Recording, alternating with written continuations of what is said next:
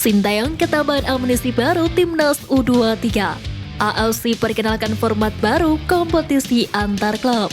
Ivar Jenner gagal bawa Young Ultra raih kemenangan. Simak video selengkapnya hanya di Garuda Space Update.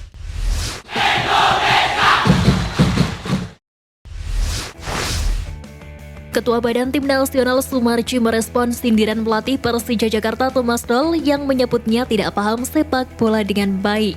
Sumarji mengaku tidak masalah disebut tak paham sepak bola oleh juru taktik asal Jerman tersebut. Bahkan manajer timnas itu menantang Thomas Doll. Sumarji beranggapan bahwa sebagai pelatih berlabel dunia, Thomas Doll seharusnya menghormati kepentingan timnas U23 Indonesia. Namun Sumarji menegaskan bahwa persoalan ini hanya dengan Thomas Doll secara pribadi. Awalnya Sumarji memang menyebut bahwa Thomas Doll mengganggu program timnas U23 Indonesia karena tidak melepas Rizky Ridho untuk tampil di Piala AFF U23 2023 pada 17 hingga 26 Agustus. Pelatih timnas Indonesia U23 Sintayong disebut belum menentukan siapa pemain yang akan menjadi kapten tim di Piala AFF U23 kali ini. Hal itu tak terlepas dari Rizky Ridho yang batal memimpin rekan-rekannya karena tidak dilepas oleh klub. Untuk kandidatnya, manajer Garuda Muda Sumarji enggan memberitahu. Namun jika melihat dalam daftar pemain, ada beberapa nama yang dianggap pantas seperti Beckham Putra, Hernando Ari, Alvandra Dewangga, dan Muhammad Ferrari. Tentu menarik untuk menanti siapakah yang akan memimpin timnas Indonesia U23 di Piala AFF U23 mendatang. Timnas Indonesia U23 dipastikan mendapatkan amunisi tambahan untuk berjuang di Piala AFF U23. Hal itu tak terlepas dari punggawa PSIS Semarang Muhammad Haikal Al-Hafiz yang dijadwalkan menyusul rombongan Timnas Indonesia U23 ke Thailand.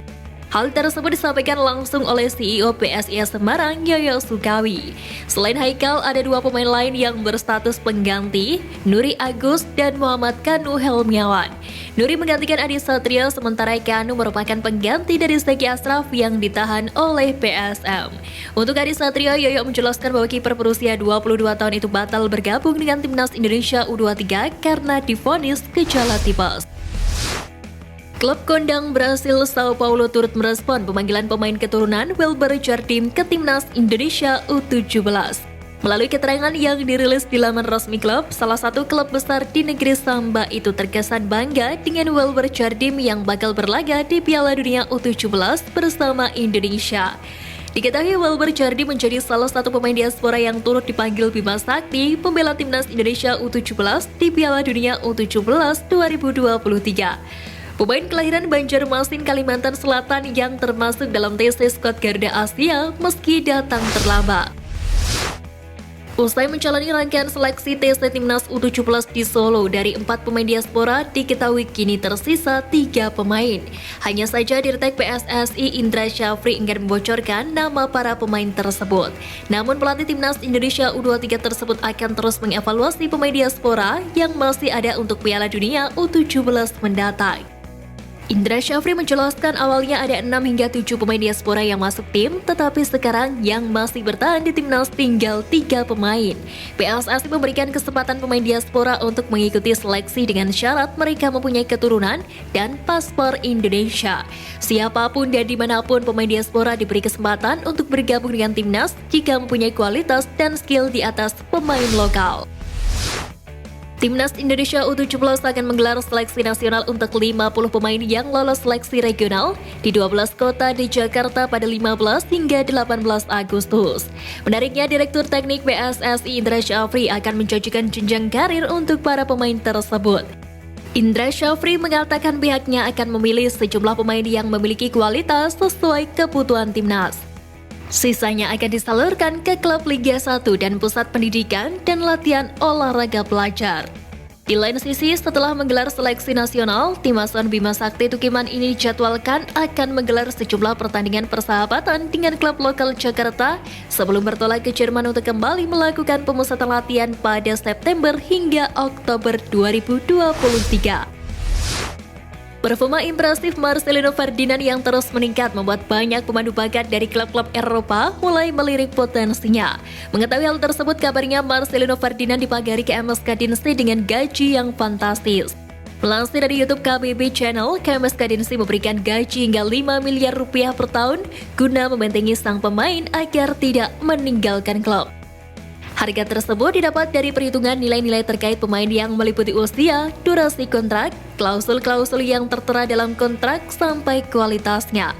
Dilansir dari laman transfer market, harga pasar Marcelino Ferdinand ini berada di angka 300.000 euro atau sekira 5,21 miliar rupiah. Angka ini terbilang cukup tinggi untuk seorang pemain yang baru berusia 18 tahun dan berasal dari negara yang kurang tersohor di kancah sepak bola dunia. Pemain timnas Indonesia Ivar Jenner gagal membantu Jong Ultra yang meraih kemenangan atas Jong As di kasta kedua Liga Belanda. Bermain sebagai starter tidak mampu membawa Jong Ultra terhindar dari kekalahan dengan skor 1-0. Bagi Ivar, ini memang menjadi kekalahan di awal musim. Namun pemain keturunan tersebut enggan larut dalam kesedihan. Ivar mengaku akan menatap laga saat menjamu FC Groningen di Sportpark Zuidenblatt. Menariknya, Ivar sendiri sempat masuk dalam susunan pemain ultra senior kala menelan kekalahan atas PSV Eindhoven akhir pekan lalu. Jelang Piala AFF U23 2023, Timor Leste U23 harus diajar klub Liga 3 Thailand, Lopburi City FC. Bertanding di Thailand, negara tetangga tersebut harus mengakui kekalahan dengan skor 2-4. Hal itu diketahui lewat unggahan akun media sosial @theasianfootball. Meski kalah, apresiasi layak diberikan kepada Timor Leste U23 sebab mereka mempersiapkan tim secara benar jelang tampil di Piala AFF kali ini. Sebelumnya pada Sabtu 12 Agustus 2023, Timor Leste U23 juga menghadapi klub Liga Thailand yakni Rajprasa FC. Hasilnya setelah melalui 90 menit pertandingan, skor sama kuat 1-1. Konfederasi Sepak Bola Asia telah memperkenalkan format kompetisi antar klub baru untuk musim 2024-2025. Dengan adanya format baru itu, kompetisi AFC Cup pun resmi dihapus di musim tersebut dan diganti dengan kompetisi yang terbaru.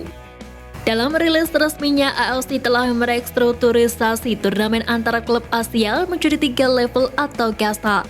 Mulai 2024-2025, kasta teratas sepak bola antar klub Asia akan diberi nama AFC Champions League Elite yang akan terdiri dari 24 klub peserta.